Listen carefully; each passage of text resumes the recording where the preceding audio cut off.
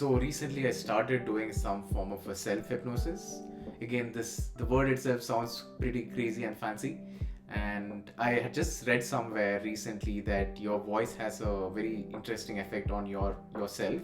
It could probably like transform you and your rituals and behaviors as well. So I just wanted to give it a shot. And even though I had like my healthy dose of skepticism towards hypnosis, I just wanted to try an experiment on myself and see if I see some interesting results out of this.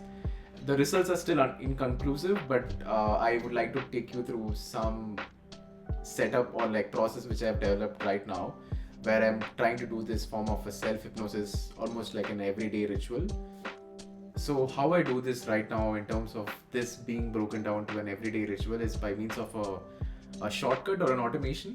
So I do this command where at every day when it reaches 10:30 in the night, I want to trigger this audio recording which I've created for myself.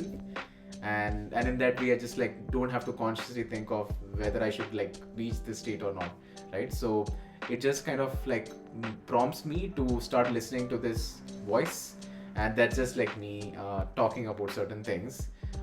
But along with the voice itself, I have a background score of theta waves, which are in this like 4 to 7 hertz frequency, and it kind of like the idea is to like bring this together and make you listen to this so that you could kind of deeply absorb the information as well, right?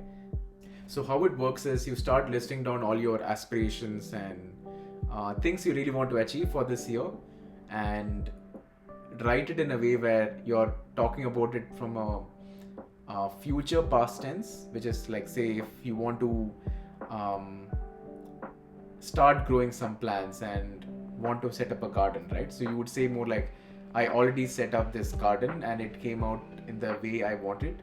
So even though it does not happen, the idea is to kind of like induce this. um, I mean, the fancy word right now is manifestation, but that's kind of like how we're doing it by just like using language. And yeah, you also tend to write in such a way that you don't want to use negative words. You want to like avoid negations as much as possible.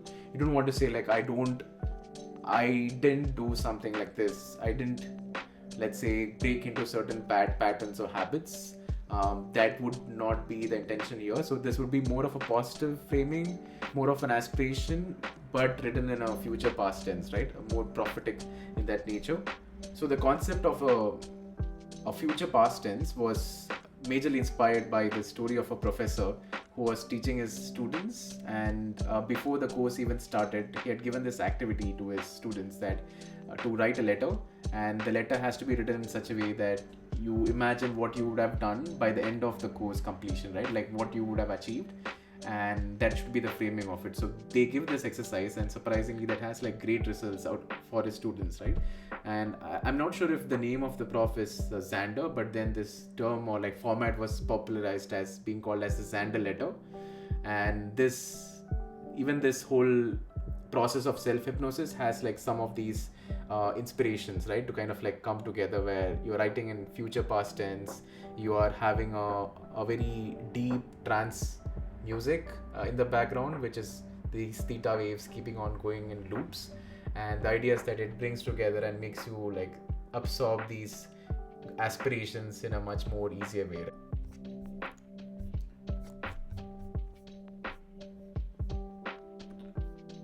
So yeah, this is the tweet which inspired me to do this. In fact, he talks about how you could brainwash yourself with your own voice, right?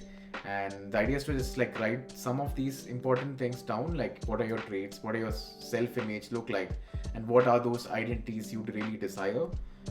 So yeah, this is the tweet which actually inspired me to do this. The author is talking about like how you could like brainwash yourself with your own voice, in a nice way, not in a way where it's like can be used for devious purposes. It seems to be like apparently quite powerful, so needs to be like used with caution. But the idea is to like write down your traits, your self-image, and even like some of your desires, right? What it means to call something as your identity, and avoiding certain negative words, and also like framing in a way where it's kind of considered to be an absolute truth.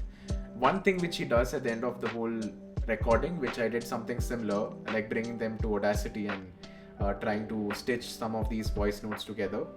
I used this trigger word, which is like at the end of it, you are using a word to describe what is the essence of where you want to be, right? In my case, I use this word called steady, and the idea is to like keep reinforcing what steady means, right, to you. And I mean, I'm not also sure this works, but in the very least, I could at least remember what I really wanted to do this year.